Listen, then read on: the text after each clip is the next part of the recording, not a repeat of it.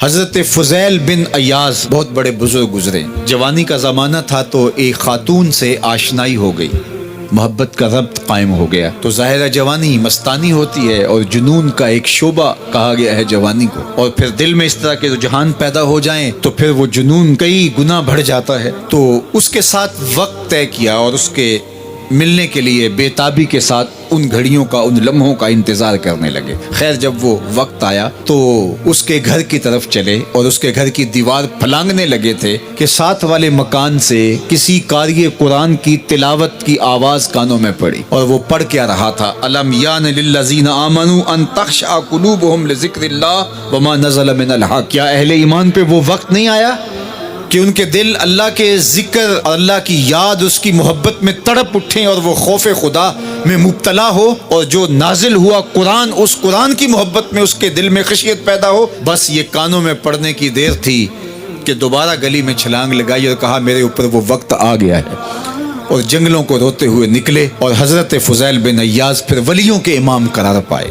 اس آیت نے ان کی زندگی بدل دی. کسی کی 30 سال، کسی کی 40 برس، کسی کی 50 سال، کسی کی 60 سال زندگی یہاں موجود لوگوں میں سے کسی کی اس سے بھی زیادہ اور کسی کی کم.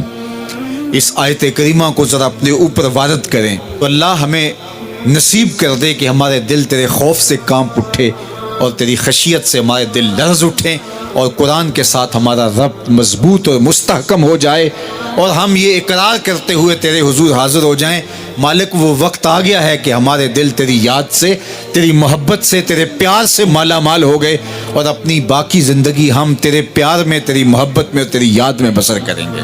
حدیث پاک میں آتا ہے کہ اگر کوئی شخص اللہ کے خوف سے رویا اور اللہ کے خوف سے رونے کی وجہ سے اس کی پلکوں کے بالوں میں سے ایک بال کی جڑ گیلی ہو گئی تو قیامت کے دن وہ بال کھڑا ہو جائے گا، اللہ یا تو مجھے نکال لے یا اسے جنت عطا فرما دے.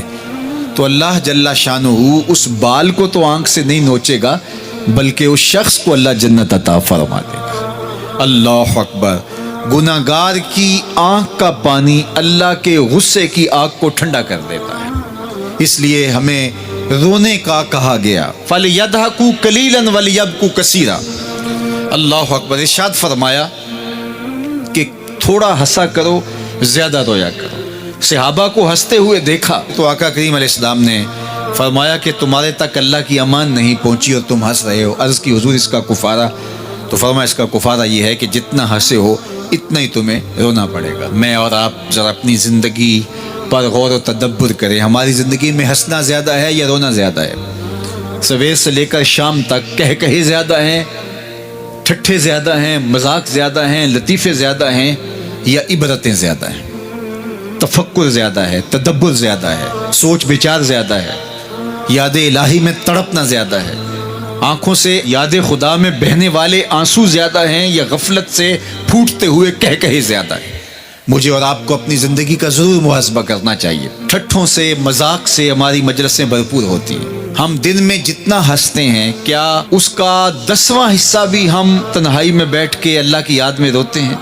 اگر ایسا ہے تو مبارک ہو، اور اگر ایسا نہیں ہے تو اللہ سے آنسو مانگو، اللہ سے درد مانگو، اس کی یاد میں رونا مانگو، اس کے ذکر میں تڑپنا مانگو، اس کی محبت میں بے تابیاں مانگو، آنسو مانگو، سسکیاں مانگو.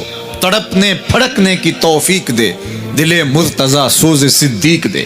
اس کے حضور عرض کرو کہ مالک ہمیں تڑپ دے، ہمیں سوز و گداز دے، ہمیں کیف و سرور کی دنیا نصیب فرما دے، ہماری آنکھوں کو آنسوؤں کا جمال عطا کر دے. اور اگر ہماری آنکھوں میں آنسو نہیں ہیں، ہمارے پاس کہے ہیں، کہتے ہیں جو ہنستا ہوا گناہ کرے گا وہ روتا ہوا جہنم میں جائے گا، اور جس نے یہاں دکھ سہے، تکلیفیں سہی، آلام سہے، اس کے بدلے میں اللہ تعالیٰ اس کو وہاں راحتیں عطا فرمائے گا. فرمایا کہ مومن کے پاؤں میں کانٹا بھی چبھے تو اللہ جل شانہ اس کا صلہ بھی اس کو قیامت کے دن عطا فرمائے گا. تو یہ جو تفکرات ہیں، یہ جو دکھ آتے ہیں، یہ جو تکلیفیں آتی ہیں، مصائب آتے ہیں، مشکلات آتی ہیں، اذیتیں ہمیں پہنچتی ہیں، تو اس پر صبر کرنا چاہیے اور اللہ کا شکر ادا کرنا چاہیے کہ ہم ان مصائب سے گزر رہے ہیں، ان مشکلوں سے گزر رہے ہیں. اور اگر کسی شخص کی زندگی میں دکھ ہے ہی نہیں، سکھ ہی سکھ ہیں، تو پھر وہ سمجھے کہ وہ فتنے میں مبتلا ہے۔ اس لیے زندگی کے اندر یہ آنے والی تکلیفیں، زندگی میں ملنے والے دکھ، اذیتیں، یہ اللہ تعالیٰ کی طرف سے ہمارے اوپر ایک انعام ہے، اور اللہ تعالیٰ جل شانہ اس کے بدلے میں ہمیں آخرت میں صلہ عطا فرمانے والا ہے۔ تو فرمایا رجل ذکر اللہ خالیا ففاضت عیناہ، وہ شخص جس نے تنہائی میں بیٹھ کے اللہ کا ذکر کیا، اللہ کو یاد کیا، اور پھر کیا ہوا؟ فرمایا اس کی آنکھوں سے آنسو ٹپکنے لگے۔